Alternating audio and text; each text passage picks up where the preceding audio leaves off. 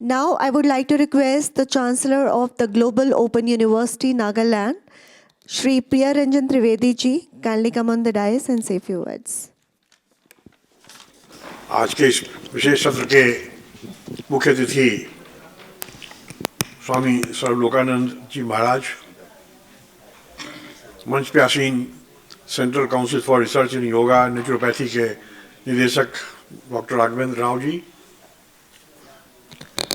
बिहार झारखंड के राष्ट्रीय स्वयं सेवक संघ के प्रचार मंत्री माननीय श्री अनिल ठाकुर जी और हमारे इस कार्यक्रम आयुष्मान 2023 के मुख्य संयोजक डॉक्टर बिपिन कुमार जी, मंच पे आसीन हमारे दूसरे साथीगण, देवियों और सज्जनों, ये बड़ी प्रसन्नता की बात है कि बहुत दिनों के बाद इस तरह कार्यक्रम हुआ, दो दिवसीय, कल और आज। और आपने देखा किस प्रकार आयुष पद्धति को आगे बढ़ाने के लिए क्या सा हो रहा है, इसके कितने फायदे भी हैं।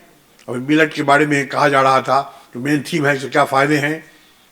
जहाँ तक मैं समझता हूँ कि चावल और रोटी जितना आप ग्रहण करते हैं, आटे का, गेहूं का और चावल का,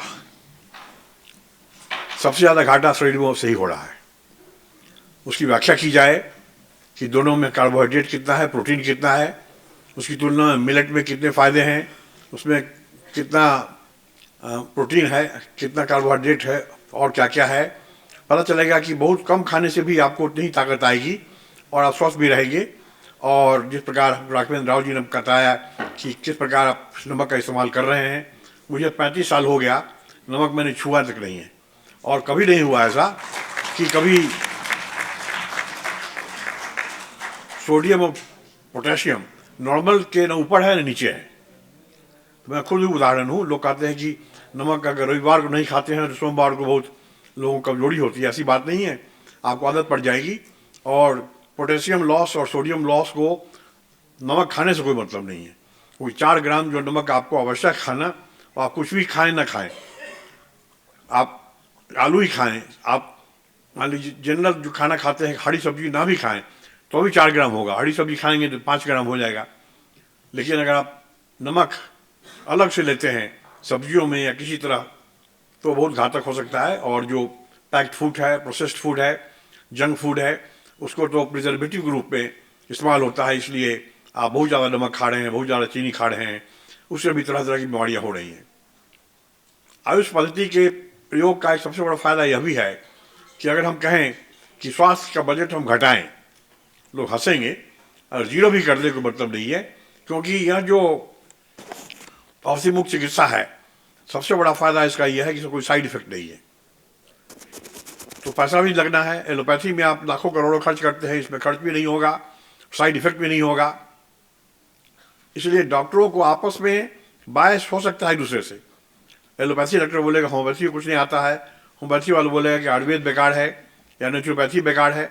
सभी के अपने फायदे हैं और यह छोड़ देना चाहिए पेशेंट पर। Patient knows which is the best one for him. उसको देखना है कैसे सर्वधारा चिकित्सा पद्धति के माध्यम से काम होगा। अगर कोई रोगी बीमार है तो सर्वधारा चिकित्सा औषधि के जितने भी आयुष के पद्धतियाँ हैं, उसके एक्सपर्ट डॉक्टर बैठे हुए हैं और वो बताएंगे कि क्या हो सकता है। अगर कोई ऑपरेशन भी होने के पहले अगर योग के माध्यम से किसी को अगर हार्ट में कोई ब्लॉकेज है, कुछ है, तो वह कम हो सकता है। तो ऐसा नहीं है कि हम केवल दवा खाएंगे, योगा भी कर सकते हैं, नेचुरोपैथी आहार भी, विचार और व्यवहार से भी काम चला सकते हैं। तो सभी को एक साथ कैसे भी इस्तेमाल करेंगे ताकि आपको सबसे ज़्यादा फायदा हो। The idea is to optimise the health budgets of the federal governments. So we say we really want to optimise the health budgets of the federal government, the answer lies in AYUSH medicine, not the modern medicine. देखना यह है कि दुनिया भर में कैसे गरीबों तक ये पहुँच सके। और हमेशा बोलते हैं हम कि हेल्थ फॉर ऑल, 5 साल आगे बढ़ा देते हैं। मुझे याद है 1970 से ही चल रहा है हेल्थ फॉर ऑल बाई 75, 80, 85। अभी भी मैं बढ़ाऊँ 6 साल, हेल्थ फॉर ऑल फॉर 2030 करूँ। यही संभव है जब हम आयुष पद्धति को आगे बढ़ाएंगे और उससे बहुत बड़ा फायदा होगा। विपिन कुमार जी ने बड़ा अच्छा काम किया है। मैं साधुवाद देना चाहूँगा CCRYN के डायरेक्टर राघवेंद्र राव जी को, जिन्होंने तुरंत सहर्ष स्वीकार किया कि इस कार्यक्रम का प्रायोजन करेंगे और फिर विज्ञान भवन में करने में उनकी सहायता है। मुझे आशा है कि भविष्य में भी साथ मिलकर इस काम को आगे बढ़ाएंगे। हमारा इंदिरा गांधी प्रौद्योगिकी और चिकित्सा विज्ञान विश्वविद्यालय अरुणाचल प्रदेश और भूमंडलीय मुक्त विश्वविद्यालय नागालैंड, जिसका मैं कुलाधिपति हूँ, उसकी ओर से मैं आपको विश्वास दिलाता हूँ कि आयुष संबंधी जितने पाठ्यक्रम हैं चल ही रहे हैं, कम से कम योगा, नेचुरोपैथी और BNYS, और इसके अलावा बहुत सारे पाठ्यक्रम हैं जो हमारे यहाँ certificate, diploma, post graduate diploma, bachelors, masters और डॉक्टरेट लेवल पर चल रहे हैं। नए कोर्सेज चलाने की बात आएगी तो मैं CCRYN और आपके जितने भी दूसरे मंत्रालय के बॉडीज़ हैं उनके अनुशंसा के आलोक में मैं 6 महीना के अंदर ही पाठ्यक्रम को चालू करूँगा, चाहे इंस्ट्रक्टर जहाँ से मंगाना पड़े। मुझे आशा है कि आप सभी 2 दिन से यहाँ भाग ले रहे हैं। मैं जितने अवार्डीज़ हैं उनको मैं साधुवाद देना चाहूँगा कि अपने कर्मठता के चलते जो आपको चुना गया है, आगे भी आपको बल मिलेगा आगे जनता की सेवा करने में। और हमारे जितने प्रतिभागी हैं मैं समझता हूँ कि उन्हें बड़ा ज्ञानवर्धन हुआ होगा। मैं साधुवाद देना चाहूँगा कल जो हमारे बंगारू दत्तात्रेय साहब आए और बाकी जो हमारे अतिथि लोग आए उनको भी मैं जी हाँ कराची आए और सारे जितने भी लोग आए हैं उनको मैं बधाई देना चाहूँगा उनकी उपस्थिति में कि वो आए हैं और हमारा मनोबल बढ़ाए हैं। आशा है कि आगे भी उनका आशीर्वाद मिलता रहेगा। अभी स्वलोकानंद जी मुख्य अतिथि के रूप में बताएंगे अपनी बात। राघवेंद्र जी ने बताया, भाई अनिल ठाकुर जी जो लगे हुए हैं पिछले 30-35 वर्षों से संघ सेवक संघ के माध्यम से बिहार, झारखंड में और पूरी भारतवर्ष में। मुझे याद है कि जब हमने मानक ग्रंथ बनाया था राष्ट्रीय स्वयंसेवक संघ पर अंग्रेजी और हिंदी में, तो मुझे लग रहा था कि कैसे इसका लोकार्पण होगा। इन्होंने कहा कोई घबराने की बात नहीं है।